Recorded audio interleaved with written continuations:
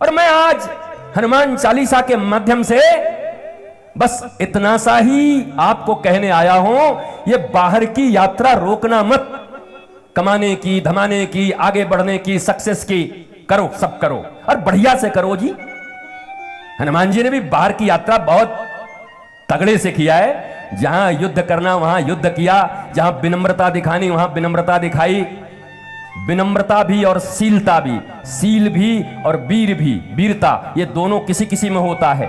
ज्यादा शीलवान बन जाओगे तो लोग खत्म कर देंगे, कुछ बोल ही नहीं पाओगे। शील हो पर इतना इंटेलिजेंस हो कि वीरता कहां दिखानी है और कहां विनम्र होना है।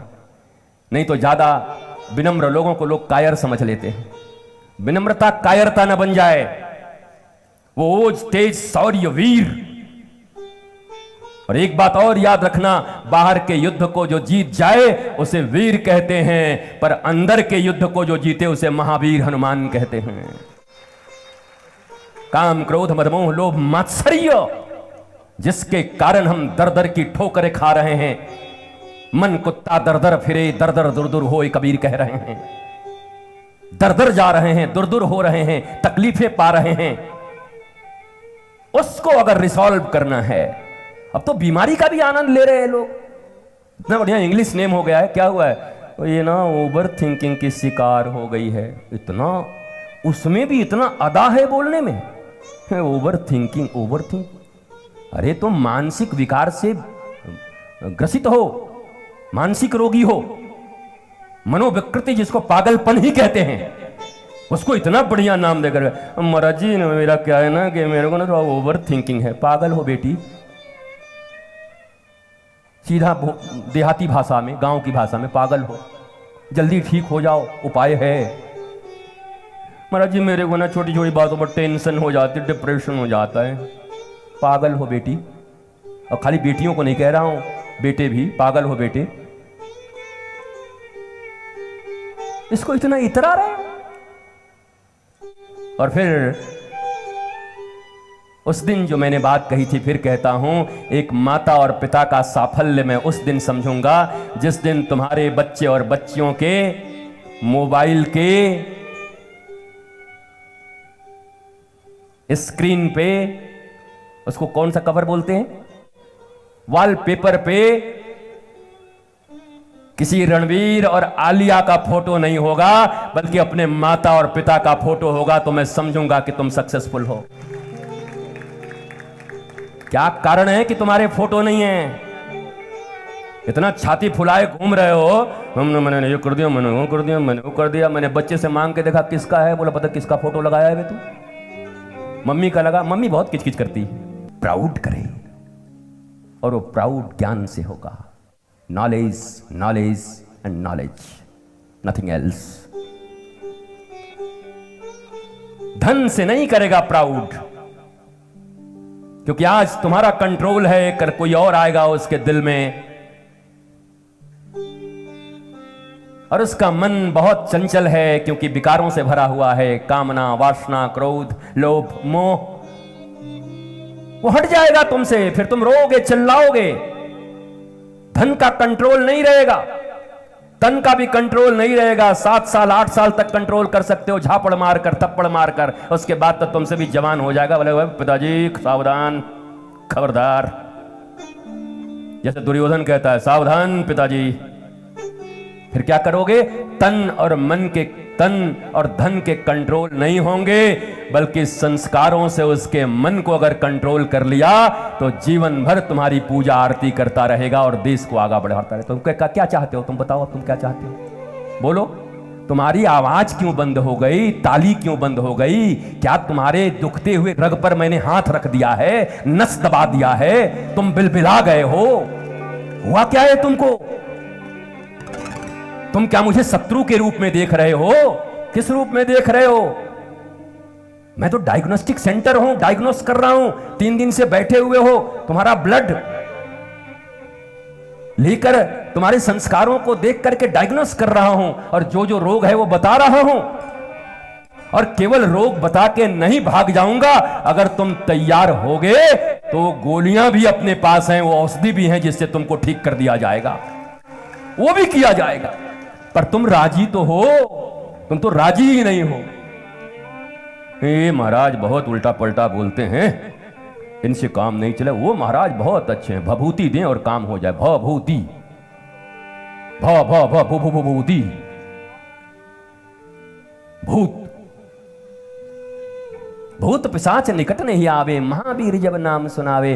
केवल उस भूत पिशाच की बात नहीं हो रही है। भूत माने ये भूत में जो लोग डूबे हुए हैं, पास्ट में, पास्ट इज हिस्ट्री, मरे जा रहे हैं। हमको 10 साल पहले उसने कॉफी नहीं दिया था, 5 साल पहले उसने आंख दिखाया था, 3 साल पहले उसने मेरी बेइज्जती की थी। भूत, इस भूत से कब दूर हो गए? भूत ये मिटा देंगे हनुमान जी। पिशाच, ये जो नर पिशाच जिसकी संगति बना करके जिसको फास्ट फ्रेंड कह रहे हो, पिशाच ही हैं ये। जिनको फ्रेंड कह रहे हो पिशाच हैं, छोड़ेंगे नहीं। इन पिशाचों की संगति में कब तक हो? जब तक हनुमान जी का आश्रय नहीं लिया है। जैसे ही हनुमान जी का आश्रय लोग, और हनुमान जी कौन है? जय जय जय हनुमान गोसाई कृपा करहु। हनुमान जी इतने कृपालु क्यों हैं? क्योंकि गुरुदेव की तरह कृपा करते हैं। कृपा करहूं गुरुदेव की नाई। तो हनुमान जी को ही गुरु मान लो। मैं नहीं हूं गुरु फिर तुम्हारा, और ना मुझे बनने का शौक है। तुम हनुमान जी को गुरु मानो। हनुमान जी को मानने में एक फायदा है तुम्हारा, कि हनुमान जी को 5 बजे भोग लगाओ, चाहे 7:30 बजे।